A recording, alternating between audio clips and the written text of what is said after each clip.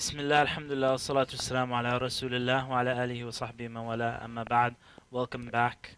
A very small percentage of the people here actually did the assignment. I said in the introduction that I wanted to do like a seminar just focused on doing work. Like just the seminar, you pay, you come, and all I do is just force you to do work. Because you'll find that even committed people, they don't get the necessary work done. So when I said, optionally go for lunch and do the work or not, most people, even if they've come to an event like this, will say, I can do it later. And later never comes. But inshallah ta'ala, I'm going to show you how to change that so that later does come, inshallah. Here's the nice thing if you're totally constipated in your brain, is that there's not much in your brain. If you've been constipated a long time ago, you got like a couple of things. Like one brother said to me, when he did this assignment, he only got like 2 pages of stuff in his head. He's like, he thought he'd get 8 pages like Muhammad al-Sharif would get 8 pages. But he only got 2 pages. And he's like, I thought there was more, and he tried pulling more stuff out, and there's nothing else there. And because when the brain's clogged, you just can't think about other things. This is the person that you say, hey, can you take on this task? And they say, no, I'm too busy already. Can you do this? No, you don't know. I have so much on my plate. Basically what they're saying is, this is what they should be saying under, the subtitles underneath. It should be saying, no, my brain is constipated. No, my brain is constipated. I can't enter anything else because I have no management skills. That's basically what they're saying. In fact, people who are really busy, those are the people that you want to get working for you. If they can manage things, they actually know how to implement this stuff, and they're probably more skilled than the person who has all the time in the world. They're just kind of messed up in their brain. If you turn to the next page, and this is the into out, basically taking this information that you've written down and putting it somewhere. Again, this is dealing with what you have currently, and you might find afterwards that you don't even want this stuff.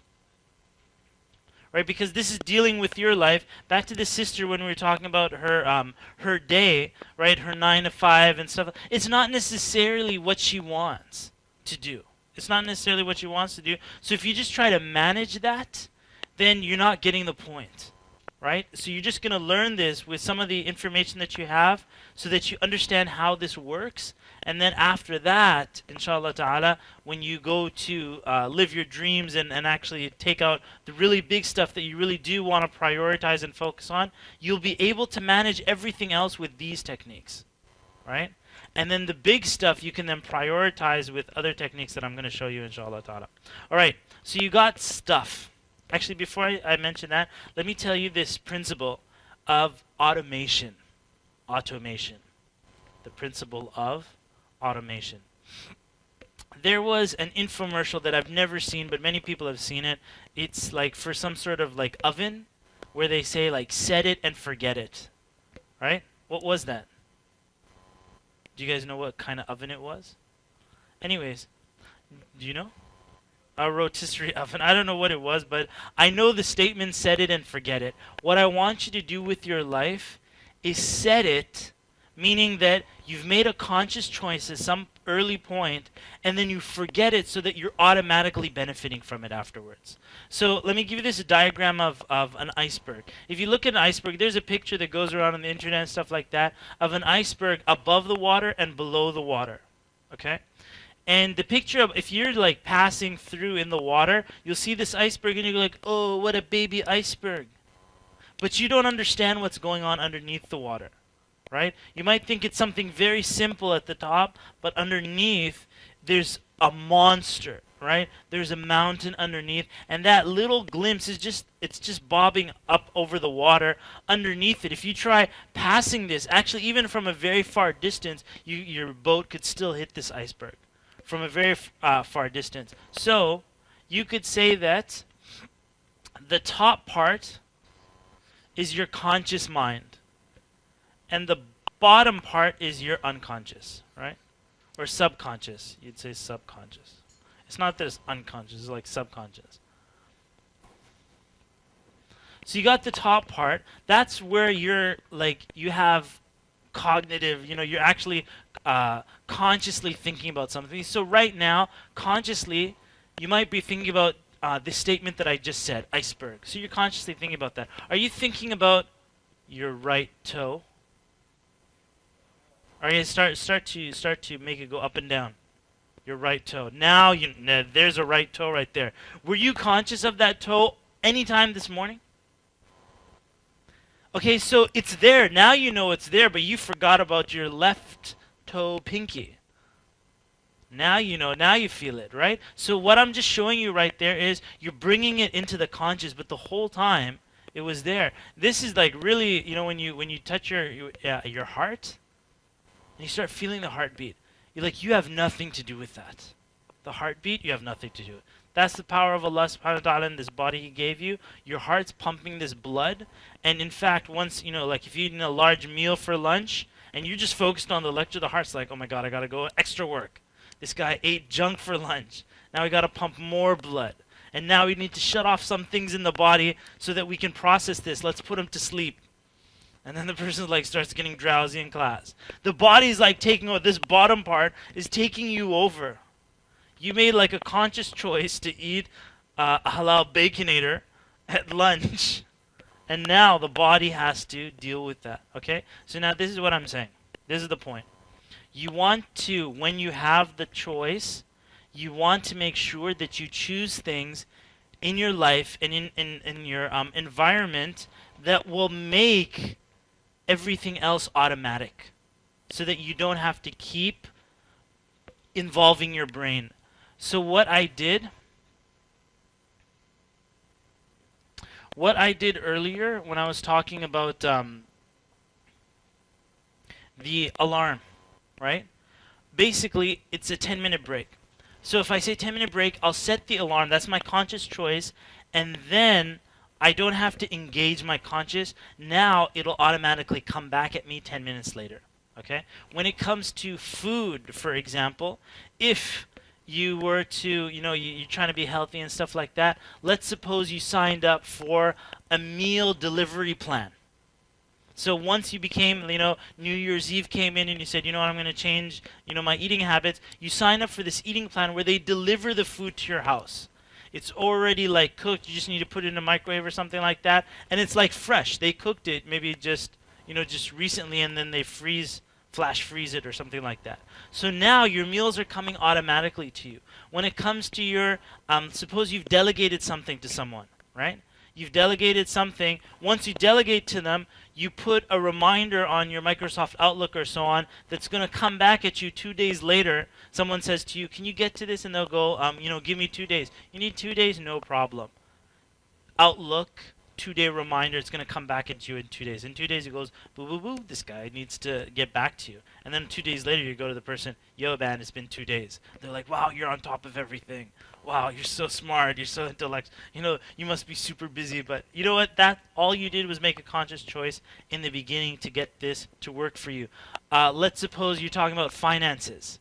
If you're talking about finances, there's a really cool book called The Automatic Millionaire, meaning that you make a conscious decision early on of where to put your money, and then it just starts making money for you. And then you can reinvest money automatically. You just tell them, whatever money that I make from this, reinvest it, and then it just gets reinvested back in. Then you come one day and you've got this mountain and you didn't consciously do it. You can do things like that by having automatic withdrawal. Take $50 out of my account, put it into a mutual fund. You can set that up with your banks. It'll just pay it every month. It just sends $50, and you forget about it. You can do this when it comes to sadaqah, with regards to charity. I always tell people this: if you're consciously trying to give charity, then you'll give charity once a year, if that. When a fundraiser comes along, if you attend the fundraiser, and maybe you don't have money at that time, what I would tell people is sign up for the monthly withdrawals. So every month, when you forget to give charity, you get this email that says, thank you for your donation to orphans in such and such a country. And you're like, yes, that was an awesome email. If you're going to waste time with email, might as well, get cool emails like that, something that you set up before. All right? So the whole principle that we're talking about is you want to make a conscious decision to automate everything that comes up after that and get it off your mind. And when it comes to, for example, I asked you to do this assignment during the break, you'd benefit. the majority of you didn't do it. Here's something to automate your, for example, your workouts and the work that you need to do in living your dreams. For your workouts, get a personal trainer, right? A personal trainer. Someone may say, oh, but they cost a lot of money. And that's a person just making financial excuses for living their dreams. There's another event that I'm doing called The Millionaire Who Went to Jannah. So if you got financial issues, come see me over there in Charlottetown. Okay? But you got a personal trainer. When you work with a personal trainer, I guarantee you'll work out 6 times at least more than if you worked out by yourself. If not more than that. And you have an appointment with the trainer, so even if you want to procrastinate, you can. He's going to charge you. So you got to like go and do that session. And it's like, you're doing work and it's pushing. Now when it comes to work that you need to get done, there's this thing called a life coach, or you can call them like a life trainer. Something that Discover You offers, and you can find in other places. People call it things like executive coach or a mentor or so on and so forth. Someone that you're paying, you get on the phone with them, say every week, every 2 weeks, and then you share with them what your goals are, and then they're going to hold you accountable. They're not going to do the work for you. They're not going to chase you, but it's someone that's going to come back at you 1 week later and say, hey, did you do the assignment? And you're going to be asked about it, and so you'll do it 1 hour before the phone call. But you'll get it done. And then the next 2 weeks comes in and you've done your work. You've automated it. When you were younger, basically you set it and forget it with your parents. Your parents took care of everything. There's a Sunday school class that you need to go to. Parents take care of that. Where are you going to get a ride from? Parents. So you set it and forget it. I got parents. Finish. They take care of everything. And that's why people who aren't living with their parents, or one of the parents has passed away, something like that, they're dealing with, it's much more difficult. Because they can't automate it like that, right? They gotta, mother needs help from the, child because they need assistance and things like that, if you understand what I'm saying. Okay? So you get the principle of automation and not doing things manually. You never want to keep it in your mind. Your mind is too precious for that. There was, I once wanted to go into video, like making videos and stuff. Muhammad al-Sharif with the video camera filming, and really cool thing. And I was once traveling, and I wanted to get a video camera, and every possible way I could to get a video camera, it didn't work out. It just like collapsed upon me and so on. And I went on this trip overseas with no camera, and I was contemplating, okay, what do I benefit from this? Again, I said questions. You don't say, why is so-and-so such a moron? That's not a good question to ask. You'd say, what do I benefit from this? I came to this conclusion. Imagine, like say Niagara Falls. You have Niagara Falls.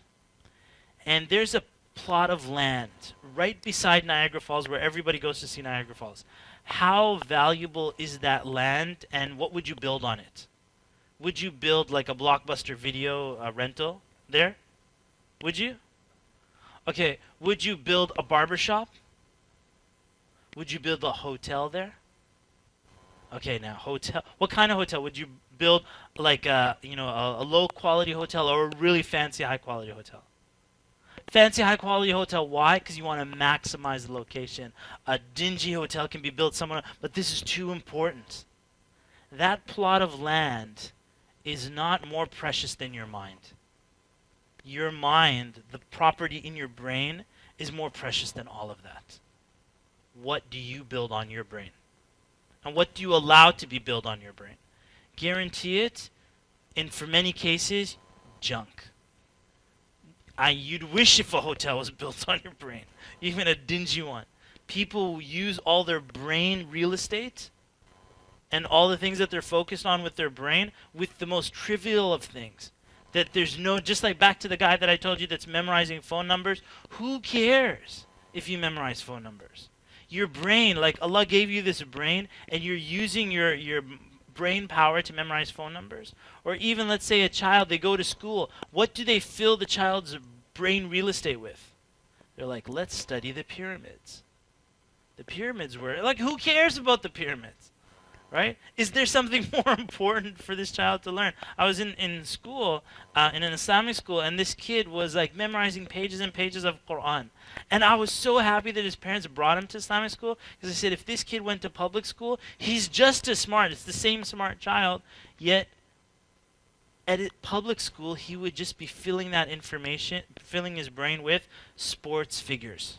That's another thing that people waste their heads with, right? At least for the men. For women, what do they do? What do they spend their brains with? Baby food, fashion. Would you say gossip as well? Would you say gossip? I don't know anything about the women world. Okay, so you got to be very critical. And subhanAllah, it's, you know, if you're passing in, say, a mall or something like that, and then you start hearing music, sometimes I'll be like, my brain's too precious, I don't need to hear stuff like this, right? Or the words that people, even television, you got to choose, because if you're bringing something in, you're allowing it to be built on the real estate in your brain, so you want to be very careful what's going in. Okay, so now into out. You've got stuff. So you understand the automation. You can automate once you have a conscious decision, as you said, for your health, a personal trainer, or maybe food coming in. For your life, you get like a life trainer, a life coach that's automating week after week. They're following up with you. Whatever it is with emails and interaction with people, this is how we're going to do it right now. Are you ready? I said, are you ready? Okay. Okay. Stuff. We all got stuff in our lives. There's stuff out there that you're going to be involved with. So that's like emails and interactions and things you need to do and stuff like that. It's stuff. You need in baskets. Okay? Where does the stuff come from? What is your in basket? So an in basket would be something like, for example, your voicemail is an in basket. Your email account is an in basket. That's obvious, right? An email account is your inbox, as they say. How many email accounts do you have? You might say, I've got like 3 email accounts. Or 7. Or how many email accounts do you have, sister? 5 email accounts? Okay, and you're like, name, password, name, password, name, password. Oh, each email, right? Name, password. What's the password for that? Name, password. Got to check out the password on this other email to come back to this email. And you need to automate that as well. Get like these automatic name and email, things that just memorize it for you, and then you just press submit, and it just opens it up, right? Okay, so you got in baskets, but your mom told you to do something. She's an in basket. Because your mom and your parents, if you're dealing with your parents, they're telling you to do things. And you'll notice that your in baskets are not so clean. They're coming from all directions. All right. So can somebody give me an example of information where it's coming from? Information where it's coming. Can someone stop you on the street and tell you something, and you're like, "I'll do that"? They do that to you. I know they do it to you. You need to. What I would do, someone stops me on the street. You need to come to our masjid on such and such a date and do this. Here's a phone number. Call and confirm it. Meaning that I'm blocking this person from allowing this conversation in the street to be an in basket for me. It's not an in basket. And in fact, my in baskets or inboxes are so few and so minor, and they're filtered. The fact, like, just getting in first. So someone might come up to me afterwards and say, I'd like to get your contact information. Basically what they're saying is, I would like access to your inbox. And I would say, what would you like access for? And then they would say, well, I'd like to find more about the Al-Maghrib classes. Okay, great. And then I divert them to another inbox that isn't related to me. It would be the Al-Maghrib website. Or the email for the Al-Maghrib account, someone deals with that. Or they'll say, I'd like to invite you to an upcoming event. And I would say, you know what? I'm not even responsible for that. My own schedule, I'm not responsible for. Here's the person responsible. Here's how you can do that. Diverted to another inbox. Someone this is their job is to do that. And then he would say, well, I would like to discuss a private issue with you. I'm like, you'll never get a better chance than right now. I remember I was on satellite TV in London, and the sister called, and she was like, Brother Muhammad, how do I get in contact with you? I'm like, hello, we're in contact right now. Ask your question. You're like, this is it. So someone was like, I'd like to discuss something with you. Here you go, discuss it. And you never get a better chance like this. Or the thing is where they say, I would like to discuss something privately with you. In other words, I would like you for one session to be my one-on-one coach. I'm like, do you got enough money? I'm joking. So the person, if they want to discuss something private with me, I'm telling you, most people, I would just say, you know what? I don't do that. That's not an inbox that I have. I have shut down that inbox. It doesn't exist. Click, snap, it's off. There's no inbox there. And some people, I was discussing with somebody, when someone asks for your phone number and you don't want to give it, what do you do? A lot of people give their old number that was disconnected. All right? How many people have done that before? Old disconnected number? Nobody's done it? Okay, what do you do? Tell me. Someone's asking for your phone number and you don't want to give it, you don't want them to contact you, yes? Okay, so giving an email account that you don't check. So, but they ask for your phone number. So they're ready. What's the 61 what? And you're like this at hotmail.com. And then they're like, no, I need your phone number. Or maybe they have their phone. Then what would you do? Guess? Okay, so you might reverse it on them and say, give me your phone number and I'll call you when I get a chance. But that puts the burden on you. Right? And now your mind's got some other junk. Now you got that brain constipation going on. Yes? Somebody else? Yes?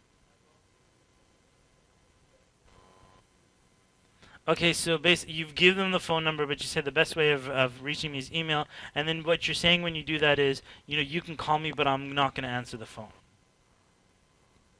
Okay. Yes? Okay, so having a voice, but you still have to check that. It might be an inbox for you. This is what I do. I honestly tell them I don't give my phone number out. I just tell them straight out. I'm being honest. You're getting honesty from me. I don't like the runarounds. I'll just tell them straight out. They're older. They're younger. In fact, sometimes someone needs to have my phone number. Like, suppose I'm visiting someplace, and they have to have my phone number. They're picking me up or something. They need to get in contact. And as they're dropping me off from that city, I will request them at the airport, and we're all nice and stuff like that, to delete my phone number off their phone. Does that sound mean? It's totally mean, right? But when you're dealing with me, you're dealing with honesty. You're not dealing with someone who's going to play games. This is something that I noticed about the British versus the Americans. This is like very important that you understand this. British people, they seem like they're so snobby, right? They're always complaining. This is what you think. But the British, this is from my experience doing Dawah in Britain, is if they don't like something, they'll tell you right away. So, for example, I'm like on satellite TV, and this guy doesn't like the length of my beard, and he calls in to discuss this with me, right? and that's just British culture. They'll tell you straight, and you know what? It doesn't bother me because they're not hiding anything in their heart. They'll just tell you straight up, I didn't like this part of the lecture. I'm sorry, but that's just the way it is, and that's my style, right? It's like just say it, let's deal with it, and we're still friends. Whereas the American style, Canadian style is, let's not tell them. Everybody hates them, but let's not tell them. And then they wait, we didn't like this, but they don't tell you, how was it? It was good. It was good. And then they wait till they go home and they just backbite on you and they just, everywhere and they, you know what I'm saying? It's a different culture of holding things in. That's why the style that I'm talking about, someone asks you for a phone number, it's very weird to get honesty straight out like that. But that's the way I deal. They might be initially hurt, but they're like, thank you for making that clear right in the beginning. Whereas you might give them the wrong phone number or give them a runaround, and then they'll hate you and they'll go, why didn't you just tell me that you didn't want me to contact you? Do you see what I'm saying? The pain that can build up. All right, so you got your in basket. It's come in. Now you're asking, what is this? That's the question. Something just came in. What is it? Now you need to filter it out. Yes?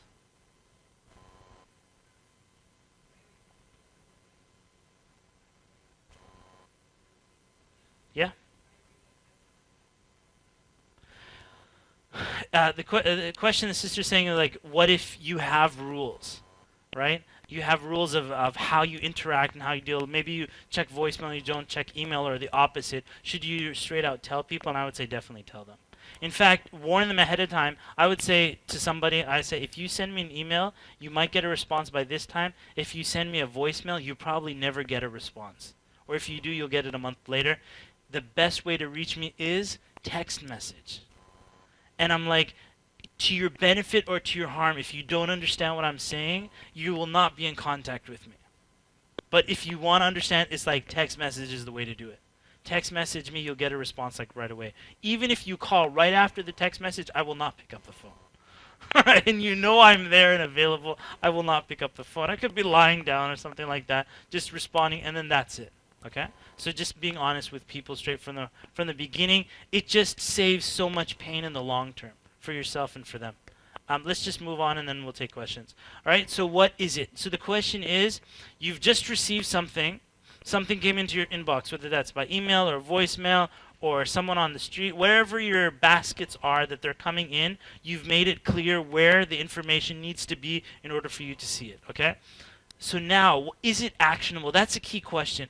Does this require action from you? That's what that question means. Is it actionable? Must I act upon this? And so then it will be diverted into one of two things. It will either be something, yes, you have to act upon it, or no, you don't have to act upon it. So if someone, for example, came in this room right now, this is our inbox, and someone said, there's a fire, which is information. Is that actionable? Yes, definitely. Let's everybody step up and walk away. Or someone came in and said, I just like to remind everybody that there's a sale going on in aisle number 4, some old stuff. Is that actionable? Here's the interesting thing. See, I said a sale going on, and some people were like, that sale sounds interesting, right? How many people thought it was interesting? A sale going on in aisle number 4, and you want to know. So is it actionable? No, it's not, but it's possibly something you might look into in the future, right? Or it's something you might look into 30 minutes from now, but it's not actionable right now. Do you get what I'm saying, the difference, okay? So is it actionable or is it not actionable? Let's deal first with things that are not actionable. They require no effort on your part. No action immediately on your part. So basically you'll see there's 6 D's. Delete, deter, draw, and then at the bottom, when it is something actionable, you're do it, delegate it, or date it. Okay? So the first thing, is it actionable? And the answer is no. This requires no action. Let's deal with email so you can understand and then you can apply this to other things in your life. Email. You get an email from someone. Is it actionable? Someone said, oh, you know what? There's a lecture going on at the end of this month. Is it actionable? No, it's not. It's just information. Okay? Is it something you're interested in that you even care about? No, delete it. Here's the thing about deletion. I don't know what it is. Humans, they're so afraid of losing things. So they just hold on and on and on to things that they'll never use and they'd never know about it. If you've ever had let's suppose a fire burnt down your house. How many items would you actually miss? How many, maybe that's a little drastic, that example. Let's suppose your luggage was lost. Okay, your luggage was lost. How many people would be happy if their luggage was lost? They're like, yes, I get new clothing. How many people? Luggage lost. You can finally go buy some new clothes. Okay, so obviously in the beginning you're sad that you lost it, but then when you think about it, you get to go on a shopping spree, and you're probably reimbursed by, Air Canada or something like that. Here's, $800, go buy some clothing, and you're like, yes, that's awesome. Some new stuff. Anyways, people have, I know from the brother section, they have socks for many, many years with holes in it, correct? That they haven't changed. Men have pajamas that they've been wearing for the last, 15 years. I was telling, so I had this garment from Pakistan that I had, I had it for about 13 years and it lasted me. It was so amazing. And I was telling this to like a Pakistani uncle, and he told me that the sweater he's wearing was from 1985. And I was like, that's awesome. Like, it stays. So that's less like human beings. They just don't want to let go of stuff. But you need to let go. I can give something really drastic. I was going to give you an example. I'll tell you afterwards off camera. So, need to let go. Use this as a general principle. If you haven't used something for a year, delete it without even thinking. Delete it without, don't even let your emotions get involved. Don't let someone say, you know what, you might need this. If you need it, it'll come back some other place. You need to just delete, with the trigger-happy deletion button. delete, delete, delete, delete, delete. Just delete your whole email. Start a whole new email. Start fresh. You won't miss anything. Just delete. And that's the best, really nice way to start off all of this stuff is just start a new email account. And then just close that other one. So when people get it, they'll say, it'll say, sorry, this email account has been deleted. Change your phone number. Start fresh. Okay? So is it actionable? No. So you want to delete. Number 2 is you want to deter. And the difference between deter and delete is there are things that are coming to you that you can't delete. For example, a bill. A bill's coming to you. You can't just like, oh, this is bothering me, let me delete it. Right? We wish. You tell, Revenue Canada, or like the taxes people, is like, stop harassing me, take me off your mailing list. Okay, so you can't do that. So deletion, now you have deter. You can, however, deter something. What deter is, you're not deleting it, but you're deterring it from coming to you. So that would be an example of automatic payments on your bills. So for example, you have a phone bill, you put it on automatic payment, so at the month they'll say your bill is like $45 and thank you for your payment. And you're like, yes, awesome. You don't even have to see that.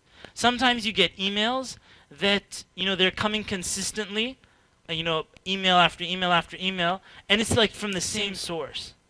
So I'm thinking PayPal. But what I would do is create a filter in like Google that once that email comes, I still need those emails, right, for reference, but I don't want to open it and then unread it.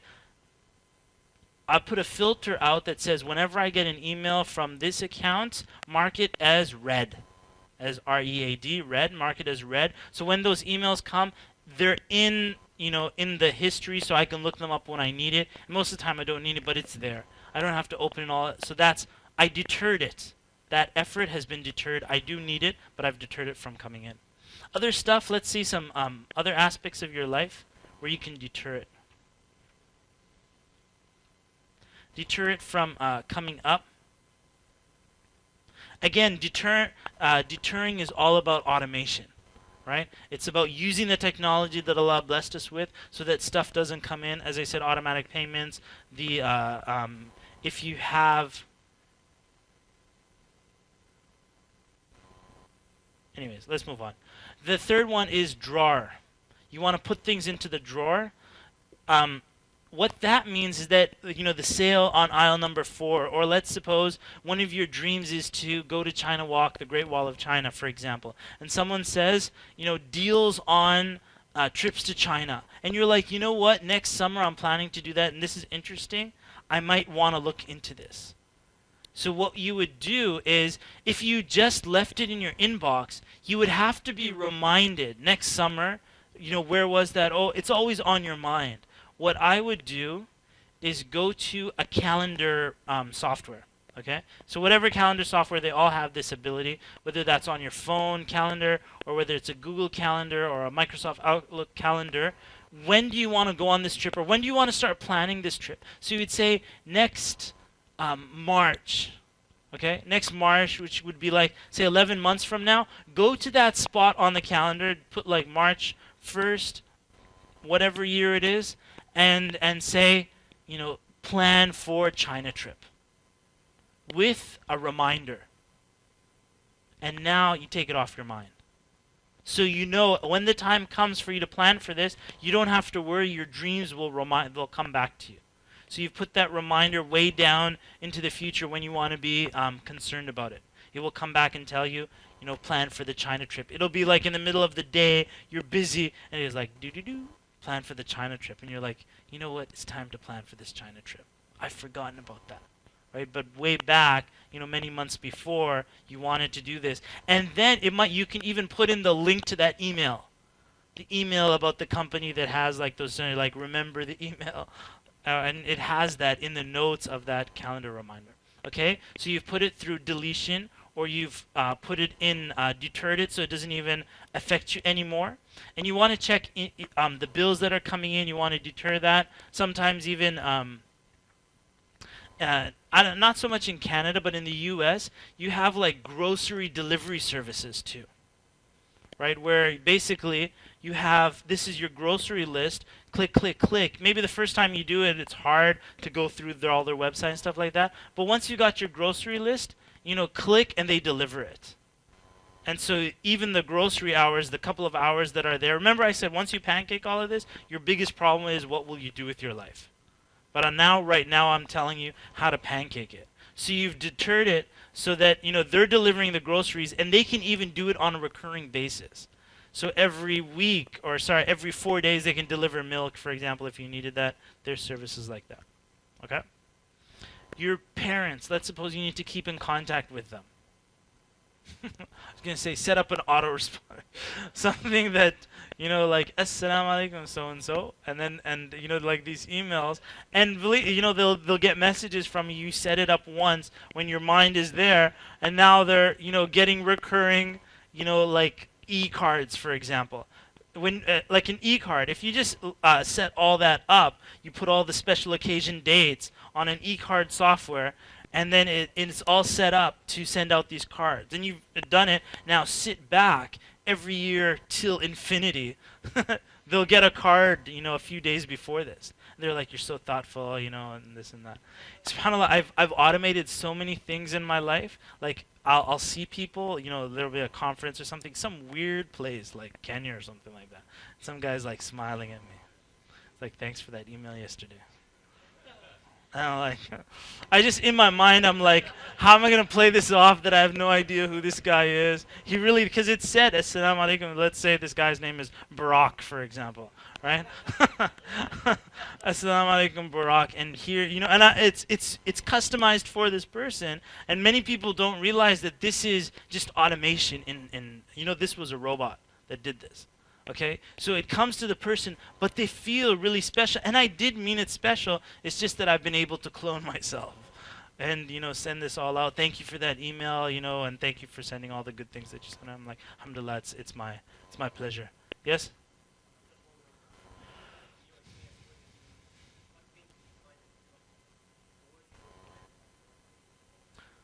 Okay, so the question the brother's saying is where can you not automate things? And I would say that as we're going through and you start building things up, if you find something that you feel like you can't automate it, just ask around and probably someone automate it. And here's the thing, you don't have to automate things that you enjoy doing.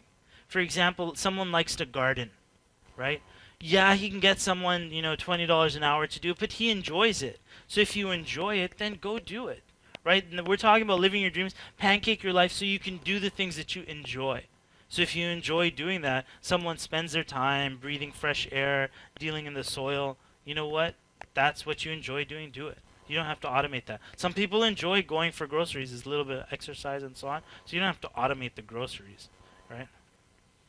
Okay, so is it actionable? Let's go to yes, it is actionable, meaning that this requires action from you right here, right now. It is urgent. It is urgent. Important.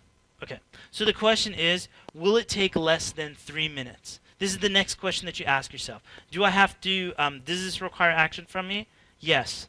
Can I do it in less than 3 minutes? Yes or no? Okay, whenever I get like a bulk mail, usually with the bulk mails, as soon as I see that it's a bulk mail, I'll delete it. Because bulk mails rarely require action. Even if they do require action, nobody will respond to a bulk mail, so you'll just be lost in the crowd.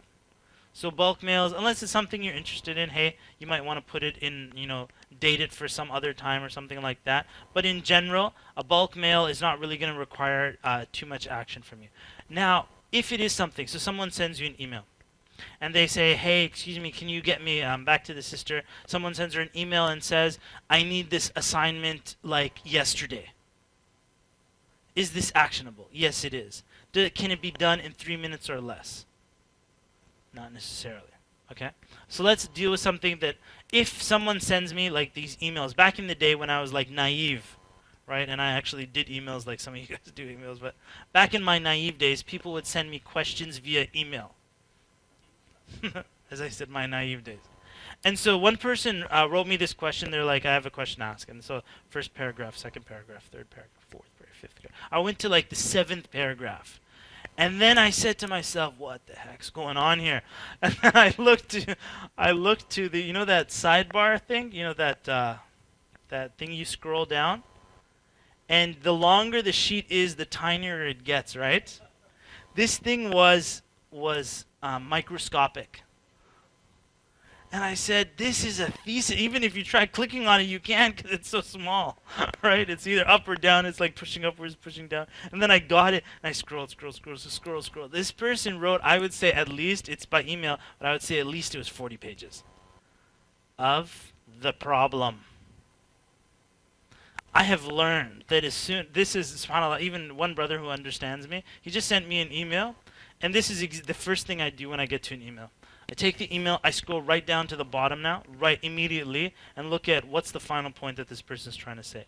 And this brother said, I know you scroll down to the bottom, that's why I've highlighted it. And I just started laughing. Because it was the first thing I read, right? He goes, I know. And you know, by the way, Reader's Digest did something very interesting. They have, you know how people, they put like crosswords and then they put the answers on the back page? Reader's Digest does the opposite. The crossword is on the back page and the answers are somewhere in the middle of the book. Because they know people always start by the back. They do like the Arabic, right to left. Even though it's an English book, they'll start from the back. You start from the back, see what's going on. So when it starts from the back, that's where the Sudoku or whatever it is. Sudoku, is that how you say it? Okay, whatever that is. That's where that is at the back. Because they know people take the Reader's Digest open to the back, and then they're like, oh, a Sudoku. And then they start filling in the crossword, whatever it is. And then later on, they'll find out. That's just the way humans are. So you scroll down to the bottom. If you can't understand, this is how you get something done in 3 minutes or less. Someone sends you, can you send this? Or let's suppose someone sends you this wild, crazy email that takes too long even to read. It takes more than 3 minutes to read it. I would respond and say, can you summarize? This is my 3-minute response. Can you summarize your email in, within one paragraph? And now, the task is on this person's back to get this done.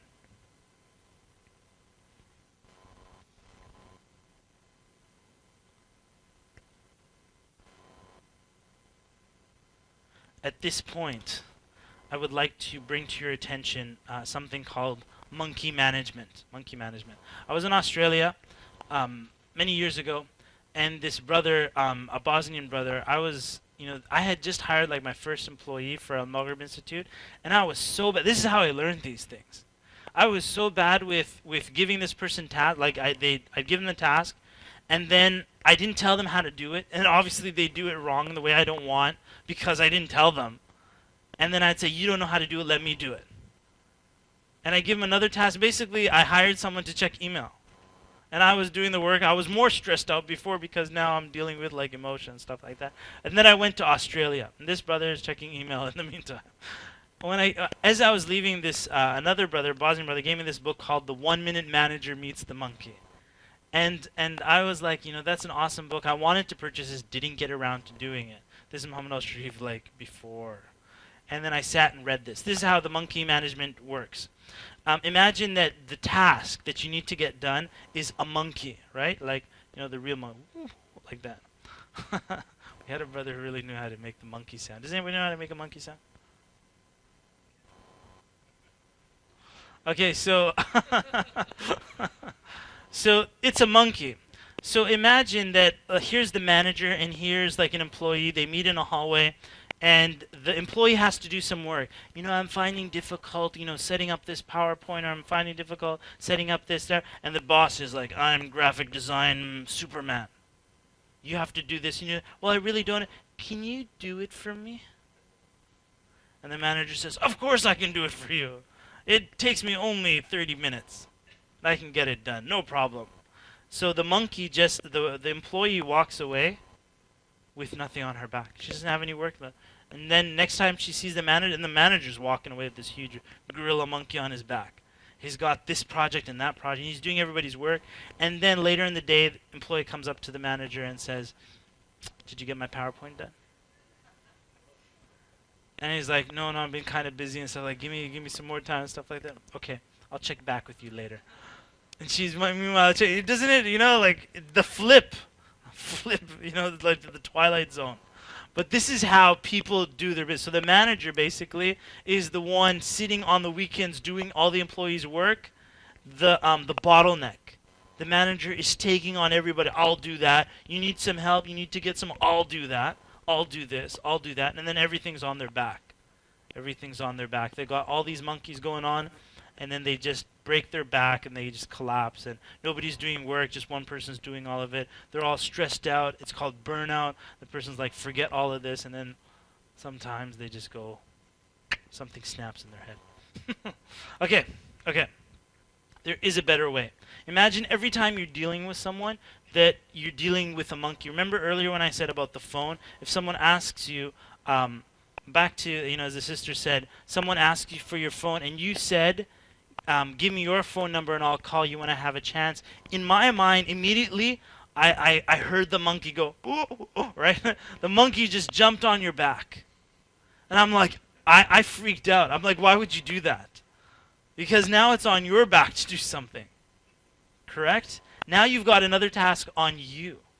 And someone else says something, and you're like, no, let me take your phone number, let me take your phone number, let me take your phone number. Now you've got 50 phone numbers of people that want things, and you've got all these monkeys on your back. At all times, and now, this is something that I've learned from this monkey man. Like, more people that I work with know about it. So now people are like, I'm going to throw the monkey on you. And the other person's like, you're using me.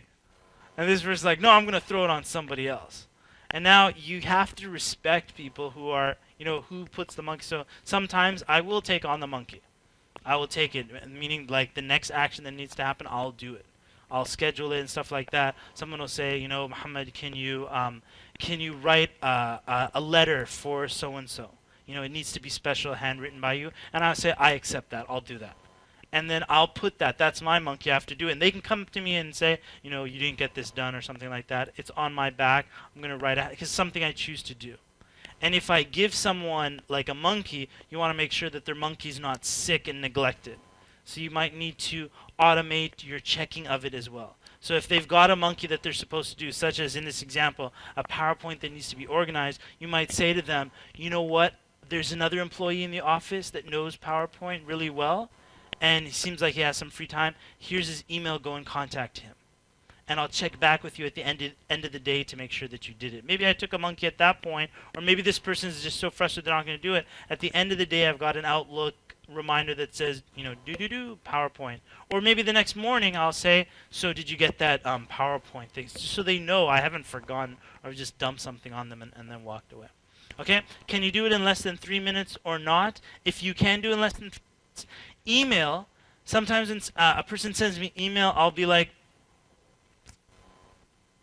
they might ask a question that's much more advanced, it's much deeper than something that can be done by email.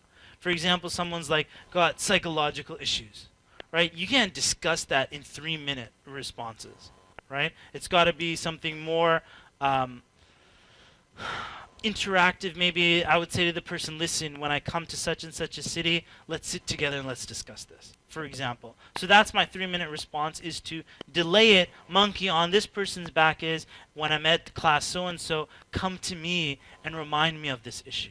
And then they'll say, inshallah ta'ala, I'll remind you. Great? So you've gotten these responses done in 3 minutes. Key people that you're working with, you want to tell them how you work. So I would say the people that have email access to me are like, you count them on the hand.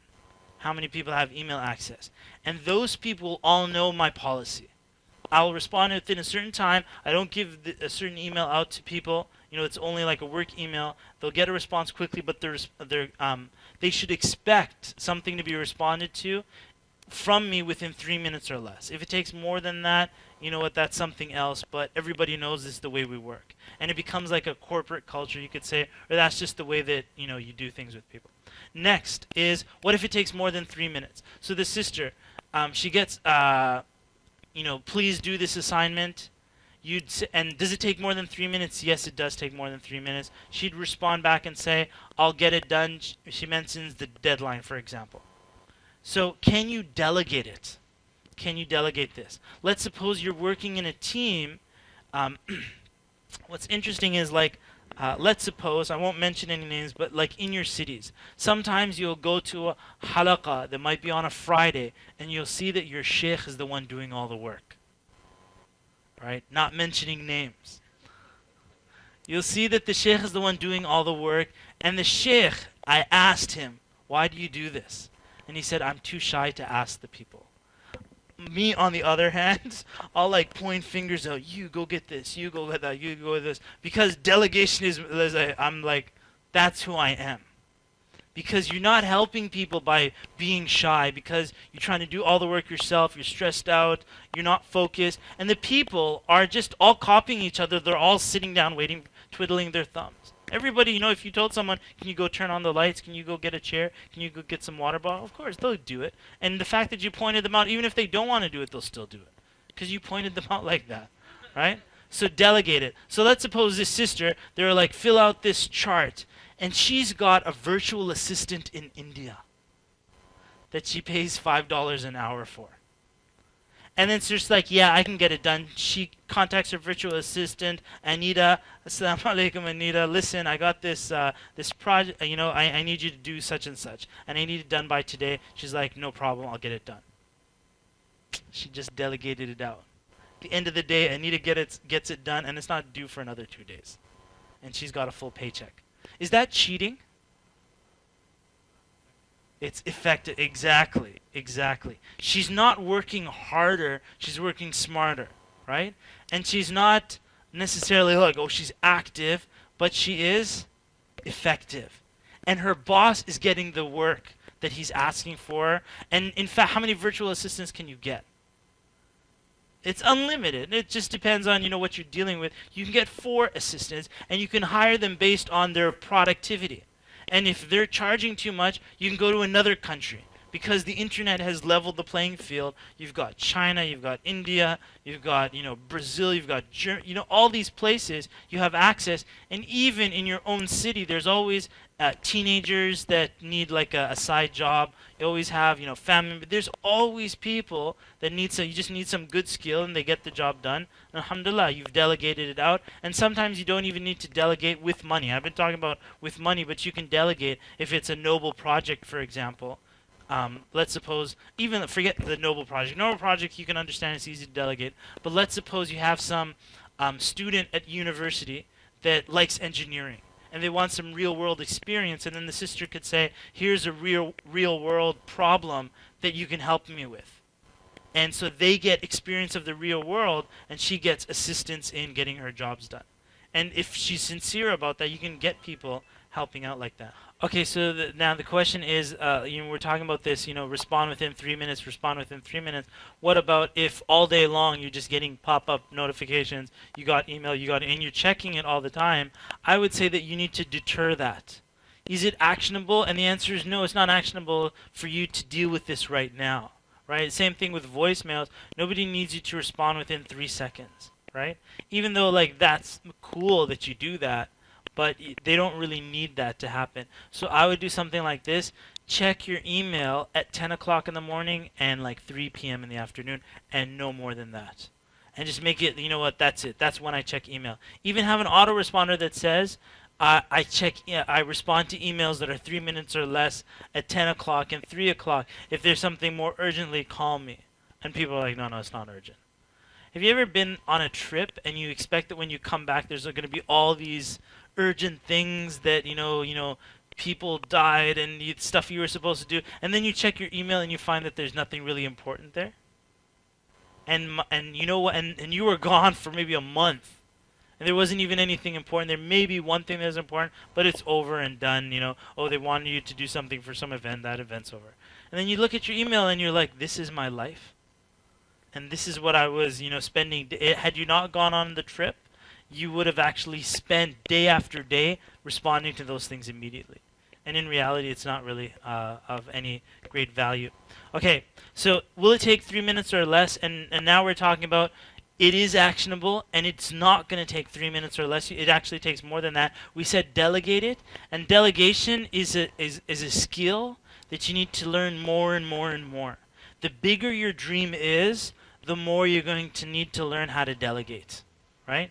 So if, for example, I gave some consultation to uh, this Muslim sister, and she's, has a big Islamic organization, educational project, my advice to her was to delegate. The thing is that if she delegates to people, she likes to check their work. But that's like messed up. Because if everybody you delegate to and you check their work, you can only delegate to like 10 people, 6 people.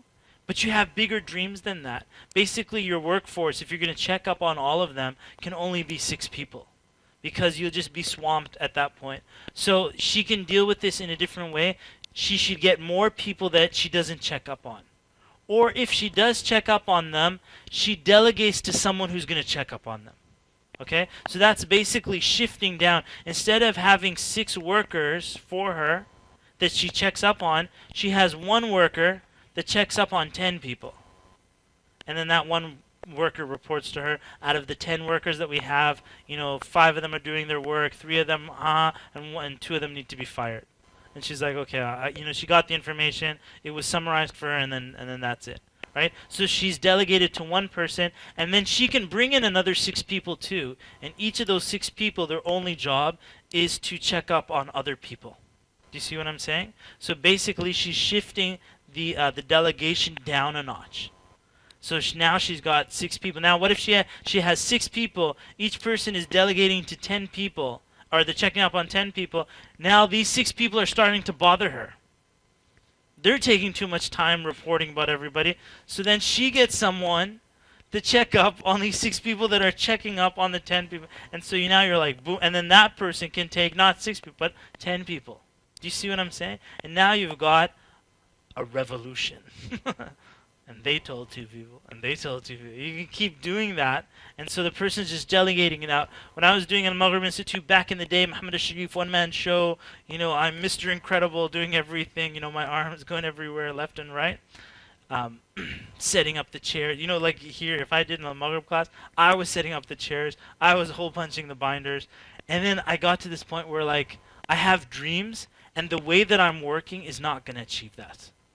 So a conflict happened, and it was very painful for me. I felt like, usually men don't cry, but if I wanted to cry because of how painful it was. And I said, oh Allah, I can't do this by myself. My dream doesn't match the way I'm doing things. And so you realize at that point you've got to delegate, you've got to work in a team. And so how do you get the best team, and how do you get the best delegates, and so on? I gave you a little glimpse of the 1 Minute Manager Meets the Monkey, that book, and that system of monkey management. And inshallah ta'ala, as you learn more about delegation, actually start practicing it, having the courage to ask people, to help out and so on, then inshallah ta'ala you get stronger. Let me just finish up the last one, then I'll take some questions. Yeah. The next one is date it. Date it. So it might be something that you really have to do. And you can't do it in 3 minutes. It'll take longer than that, and it has to be from you. An example that I gave you, like suppose I'm writing this card. If I'm going to write the card, it's going to be my handwriting and stuff like that. Can I delegate that? I actually can. There are computer software programs that, yes, you know this, right? That will have your handwriting. Your handwriting. And so you get a secretary, writes it up. You might approve it, and then it goes to this handwriting software. It's printed. It is your handwriting, and you approved it. You just didn't write it by hand. Okay? And it goes out, and yeah, it was delegated out. So even that can be delegated. But anyways, what if you really do have to do it? Okay? I'm trying to think of an example of something that you can't delegate, and I can't think of something. I was going to say, what if you have to prepare a lecture? And I'm like, wait a second, I already delegate that. Right? I'll go on the Al-Maghrib forums and say, hey guys, I'm preparing this lecture. Can you guys research it for me and gather the information? This is the information I need. And then everybody is like, yeah, sure, we're wasting our life on the computer anyway. Might as well do something useful. So they start putting in all these verses, stuff like that. And I've done that on my email list too. I'll say, I'm preparing this lecture. If you'd like to share things with me, post it up on my blog. And I got some amazing information. I just go through the information and I just basically put it together. It saves the research. But anyways, let's suppose, hypothetically, that was something that you actually had to do yourself. You would date it, meaning that it needs to be done by a certain time. You don't want to put the date that it's due by. You want to put the date that you're going to do it. If you understand the difference, right? So you don't, like, if it's due on Friday at noon, you don't put a reminder that says, hey, report is due right now. Because now you don't have any time to do it. So you'd put, suppose you're going to work on this Thursday night. And let me give you an example of that, because we're talking about Friday, Jummah prayer, right? So the Friday prayer. If I have to do a khutbah, there's like the khutbah that I have to do, Jummah prayer. I only accept invites for the Jummah khutbah on Wednesday. That gives me time to basically like digest the topic so that I'm prepared properly. So someone comes on Thursday, I would say to the person, back when I was doing more consistent khutbahs, I would tell the person, if it passes Wednesday, don't even bother asking me because the answer is no. I'm not going to do it, right? Because I don't like this urgency but not important. If you leave things to last, if there's a demand, oh, so-and-so cancels that, that's not me. If you want a backup goalie, there's somebody else. That's not me. I'm not going to be doing that. And then they get the message, okay, they don't bother me. So if they want me to do the khutbah, they put in the extra effort to tell me ahead of time. So Wednesday they've told me. What I do is from then, I might go up on the forums and say, hey, I'm doing a khutbah on this topic. Or I might even say, which topics do you guys suggest that we do a khutbah on in advance? So khutbah topic is chosen. Then I would say, I need information on this topic. Please share it with me. So now I've set it and forget it. I leave it there. I don't even check that. So people are posting and it's time. When it comes time for me to prepare the speech, which might be Thursday night or Friday morning, then I'll go and pick that stuff up. It's basically I've put my fishing nets out. Okay? And I also, on my phone, I use the notepad. And as I'm walking, I'm driving, and I'll think to myself, I've got this upcoming lecture. What should I talk about? And I start asking myself, what's a way that I can capture the audience's attention? What's the problem that I'm trying to achieve? How can I concern them? I'm asking all these questions, and I'm responding to the questions based on, my kind of like I'm trying to access this bottom part of things I've heard in the past, things from my learning and stuff like that, so that I can bring it to the surface. When I get this information, stop at a red light, stop the car, and then just type it out on the thing, and then it's there. I would never type while I'm driving, okay? And if it turns green, make sure. Anyway. Okay, you got it. So it's dated. So it'll say, for example, Thursday night, prepare khutbah. Prepare khutbah. Okay, great. And Friday, early in the morning, it'll say, you've got khutbah at so-and-so place. All right, so it's dated. And then like that, as things happen in your life, you just put it through the filter. And you put it through the filter. Does this require any action from me? No. Do I have to do it? No. Can it be delegated? Yes. Can it be done in 3 minutes? No. Someone will come and ask me a question. Immediately in my mind, I start kicking this off. Does this require any action from me? I'll give you an example. Someone's like, I'd like to tell you my example. Does that require action from me? No, I'm just supposed to listen. If I'm interested, alhamdulillah. If I'm not interested, I'm giving you. If you guys told me I'd be interested. But sometimes someone will come to me after I'm giving, I want to tell you something, after Jummah khutbah, kind of like those type of people. And then I'd be like, you know what? Does this require action from me? No, I just have to sit there and listen. Am I interested? Not really. I have to go, bro. and just delete this guy. Like, oh, how are you doing? You just hold on one second. And the guy just starts talking to somebody else. Someone else will come up and ask a question. They'll say, can I speak to you on the side? Usually when they say that, it's a marriage issue. So how do I apply the 3-minute rule? I'll say, look, bro, you're going to be telling me this whole long story and you're going to confuse the heck out of me. So what I need you to do is tell me the conclusion. Basically, I'm telling him let's scroll down to the bottom of this email and find out what's really going on. Can you give me the ultimate question that you're going to ask me at the end? Can you tell me in the beginning so I'm paying attention to the details? And they're like, and then I'm like, what is the question? Is it marriage issue? Like, should you leave your wife or not? And they're like, yeah. Okay, great. Okay, before you tell me any details, let me ask you a series of questions. What's the worst thing that she did? Right? Did she, commit zina or something like that? No, she didn't do this. What did she do? She doesn't listen to you? I'm like, get lost, man. No, what wife listens to their husband like that? Case finished, I got it done in 3 minutes. This thing where the guy would have sat me down and all my friends would have left and I would have had to sit with this guy, looking at the clock and go like this. And I've seen other speakers, that's what they have to go through, right? The lady's talking and the guy's like, when are we going to be going? Anyhow, you get right down to it, 3 minutes or less, you get it done. Or it might be something that you date Or you delegate it. Someone's asking a question, it takes action. You know what? This question is best asked by, for example, this fatwa organization. Here's the email. You got some pen and paper? Yeah, and you write it down for them. Call them. They got a 1-800 fatwa number.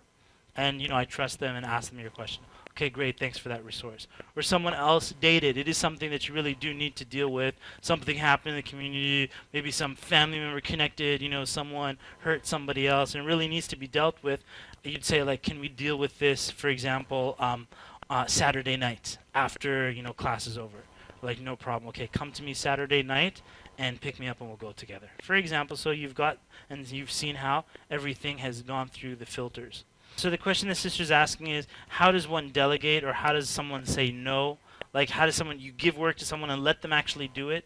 Or someone's telling you to do some work, and how do you actually say no to them? Those are more emotional issues, which isn't really what we're dealing with here. That's like your master your emotions type of event. A lot of people, I've noticed, they feel like emotions are not that important, and I would say emotions are the gas in your car, right? Emotions are actually, they're more important than these things, because emotion leads you to do important, not urgent things. It's all like about mastering your emotion and having them in charge. So if you're going to delegate, example of the person that says, why don't you ask them to help you? I'm shy, which is an emotional issue.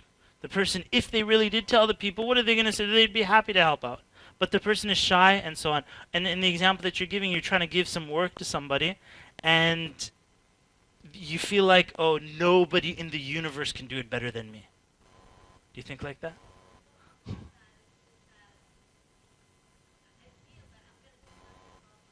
Exactly. So nobody in the universe can do it faster than you. Exactly. Like the co-op is so dumb that they can't possibly do it faster than you. I used to think like that too, which is, I am number one. It's me. And only person in the universe can do it this good.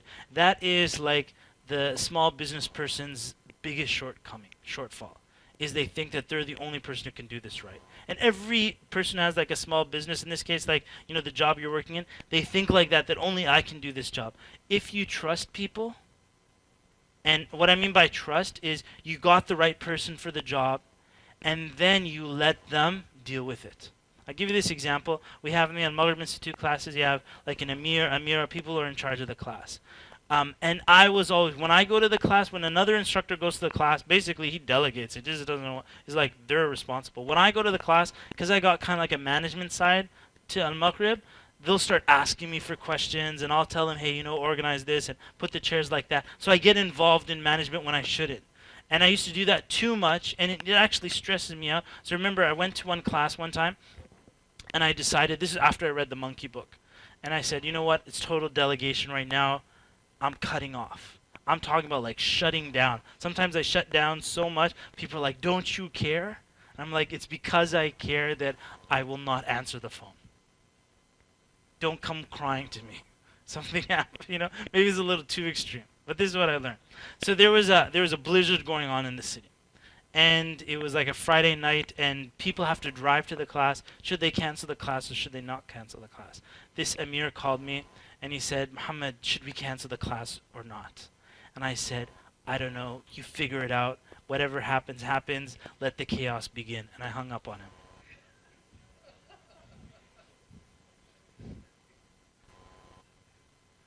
So what do you think happened?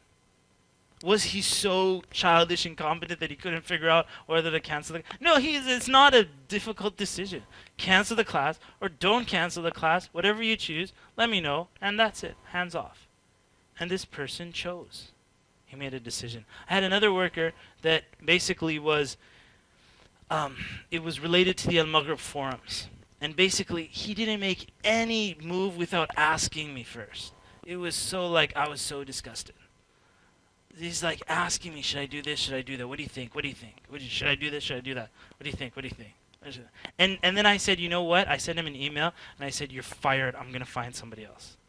Because you can't do the work. Why are you hired if you're just asking all these questions, stuff like that? Basically, I'm doing the work. So I said, you're fired. Go find somewhere else to volunteer.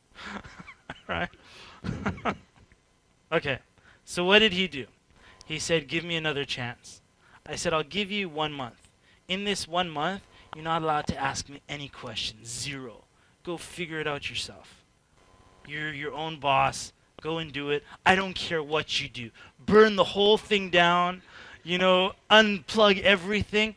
I trust whatever you're going to do. In the end, if you mess things up, which I don't think you will, but if you mess things up, I'll just, fix it back up again. Doesn't take, imagine he just shut everything down because he thought it was just better if everybody stopped wasting their time and just shut everything down. And maybe I thought otherwise. 1 month later, I'll go and correct it. But I said, you do it. And guess what happened 1 month later? We even forgot about the deadline because things were running so smoothly. When he actually was faced with someone who let him do his work without getting in his face. And so when I started Al Maghrib, the reason I started on my own is because I can't stand people doing that to me, what you're talking about, which is they give me work and pull it away from me. I hate that, right? As I'm sure your co-op hates you doing that too. So I started Al Maghrib so that nobody could tell me what to do. And then now when there are sub-projects going on, I try to recreate that for whoever is given the project. The ability to crash it if that happens. Basically, nobody's taking it away from them. Here it is, crash it or do something beautiful. Here are the basic guidelines. Now I'll see you in a month. Come back to me later. And obviously there's other people working. It's just from my position I've pulled out. They're working with other teams and so on. There's something called the bottleneck that I just want to mention here. And that is, if you look like an organizational chart, I once drew a chart of everybody related to, say, Al Maghrib or something. And then I said, this person answers to this person answers to that person. And you just look at who's answering to who. And then once I did that, I noticed that there's one name that every line was pointing to. Every line. It all, basically, the water pooled at one person. And I said, you know what? You know what would happen if I could pop that person out? The water would flow. No, it would collapse. That's true. It's already collapsing because everything has to go through that person. But if you can pop that person out, you will let the water flow again. There's no dam blocking the flow of water. You can just let it go. So if you're checking email, usually when I'm we're dealing with people, I would say, how many emails do you check? And they'll say, I check over 100 emails a day. And so, or whatever it is. Usually, 100 emails these times is something small. I would say to that person, so you're basically telling me that you're a dam. You bottleneck everybody else. That's what the person's saying. I get a glimpse. I won't tell them that's what I'm looking for, but I'll ask them, how many emails are you responding to? And if the person complains that they're answering, or too many emails are coming into them, then something needs to be automated out. And that could be, for example, automatic responders. If you've ever called a company and it says, for business hours, press 1. For directions, press 2. They've automated the most frequent calls. Correct? So that, and then they're like, if this doesn't answer your question, then press 4 to speak with an operator. So, 90% of the people, they've already, they got the direction. 90% of the people already, got the business hours. And then the operator, it's, hey, you know what? It's a special case. So rather than a company just having, hello, and then they're like, can you give me directions? Yeah, sure. And now you're spending money on a secretary that has to answer that question 20 times a day.